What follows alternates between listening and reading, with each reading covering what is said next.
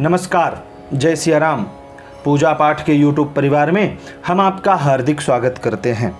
आज हम आपको भगवान को पुष्प किस तरह से चढ़ाना चाहिए यह बताने जा रहे हैं।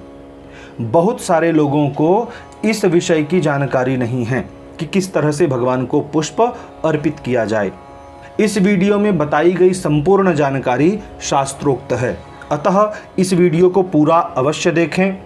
वीडियो पसंद आने पर बंधु बांधवों के साथ शेयर अवश्य करें। अब आते हैं मुख्य विषय पर। त्रिचभास्कर नाम का जो ग्रंथ है उसमें आया है कि यथोत्पन्नं तथार्पणम, जिस प्रकार से उत्पन्न होता है उसी प्रकार से अर्पण करना चाहिए। क्या क्या? तो आया है पत्र, पुष्प और फल। पत्र भी जिस प्रकार से उत्पन्न होता है उसी प्रकार से देवताओं तक अर्पित करना चाहिए, फल भी उसी तरह से अर्पित करना चाहिए और पुष्प भी। उत्पन्न होते समय इनका मुख जो है ऊपर की ओर होता है, इस तरह होता है, इस तरह तो होता नहीं है। तो उत्पन्न होते समय इनका मुख ऊपर की ओर होता है, अतः चढ़ाते समय इनका मुख ऊपर की ओर ही रखना चाहिए। ऐसे कई लोग जो हैं यह भाव लगा लेते हैं कि ये जो भाग है भगवान को चुभता होगा। भाव उत्तम है परंतु विधान उत्तम नहीं है, नियम सही नहीं है, इसलिए पुष्प सदैव जो है ऐसा चढ़ाना चाहिए। त्रिचभास्कर में ही आया है, पत्रम वा यदि वा पुष्पम फलन्नेष्ट मधोमुखम, अर्थात पत्र हो, पुष्प हो, फल हो, सब जो है अधोमुख करके नहीं चढ़ाना चाहिए, जैसे उत्पन्न हो वैसे ही अर्पित करना चाहिए। अब जानते हैं दुर्वा हम कैसे चढ़ाएं। तो त्रिचभास्कर ही कह रहा है कि दुर्वा स्वाभिमुखाग्राहा, अर्थात दुर्वा जो है यह हमें अपनी ओर मुख करके चढ़ाना चाहिए। इस तरह से ये जो दुर्वा की पंखुड़ियां हैं, जो दुर्वा के दल हैं, ये जो है यजमान की ओर, कर्ता की ओर होने चाहिए, अर्थात हमारी जो चढ़ा रहा है, जो अर्पित कर रहा है उसकी ओर होना चाहिए। ऐसे चढ़ाना चाहिए। कई लोग जो हैं ये भगवान के ऊपर ऐसे भी रख देते हैं, कई लोग ऐसे रख देते हैं, तो ये उल्टा सीधा नहीं चढ़ाना चाहिए। कैसा चढ़ाना चाहिए फिर हम आपको बता रहे हैं। इस तरह से चढ़ाना चाहिए। यहाँ भगवान की प्रतिमा रखी है तो उनके ऊपर ही दे रहे हैं, परंतु ये जो दल वाला भाग है ये जो है अपनी ओर होना चाहिए। इस तरह से भगवान को दुर्वा अर्पित करनी चाहिए। अब जानते हैं बिल्व पत्र के विषय में। तो त्रिचभास्कर में ही आया है, बिल्व पत्र मधोमुखम, अर्थात बिल्व पत्र को अधोमुख करके अर्पित करना चाहिए। मान लीजिए यह कोई प्रतिमा है तो इस प्रतिमा पर हमको बिल्व पत्र अर्पित करना है, हम इस तरह से करेंगे, ठीक है।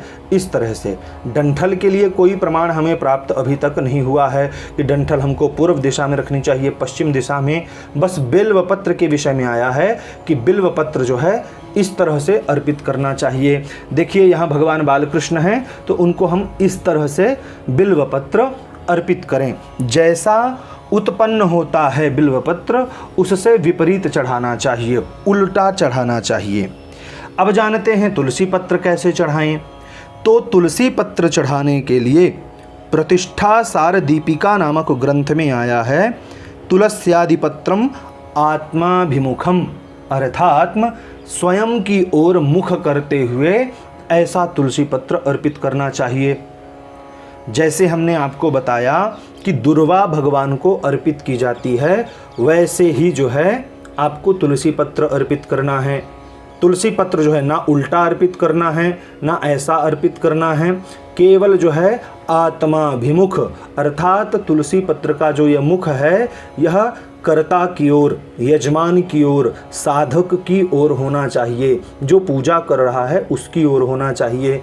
अतः जो है इस तरह से तुलसी पत्र अर्पित करना चाहिए, एकदम इस तरह से। तुलसी, दुर्वा और बिल्व पत्र के अलावा जो भी पत्र देवी देवताओं पर अर्पित किए जाते हैं, जैसे शमी पत्र, यह भगवान शिव को अत्यंत प्रिय है, उनको अर्पित किया जाता है।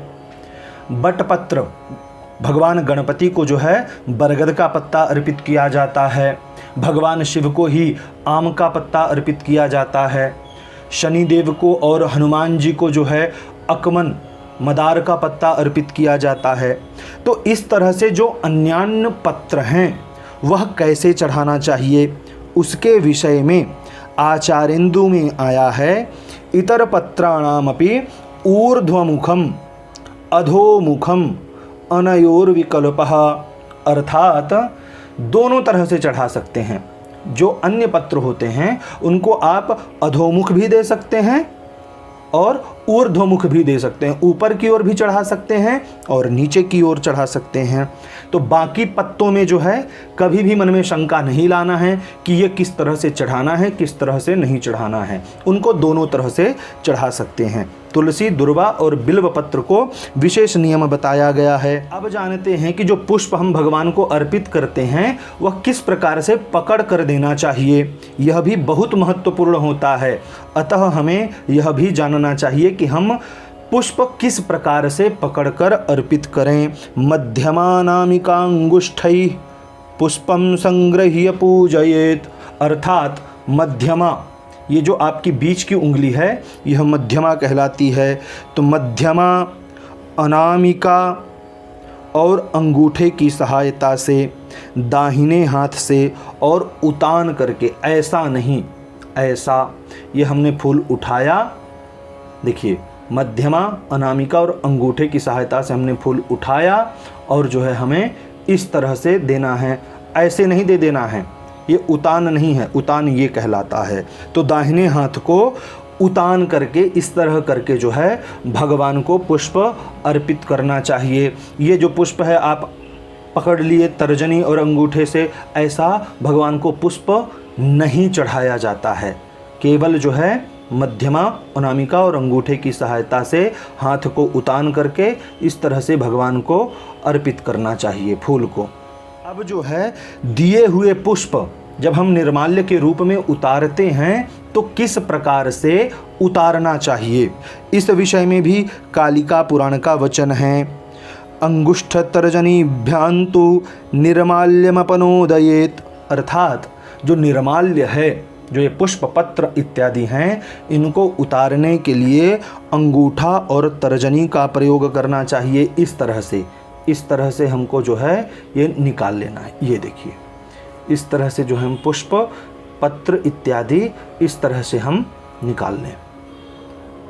तो इस तरह से जो है आपको निकालने की विधि है, अंगूठा और तर्जनी के माध्यम से, और मध्यमा, अनामिका और अंगूठे के माध्यम से भगवान को पुष्प अर्पित करने की विधि है। आशा करते हैं यह वीडियो पसंद आया होगा। इस वीडियो से संबंधित अगर आपका कोई प्रश्न है, सुझाव है, शंका है, आप नीचे कमेंट बॉक्स में हमें बताएं। वीडियो को लाइक करें, चैनल को सब्सक्राइब अवश्य करें। इस वीडियो को देखने के लिए आपका बहुत बहुत धन्यवाद।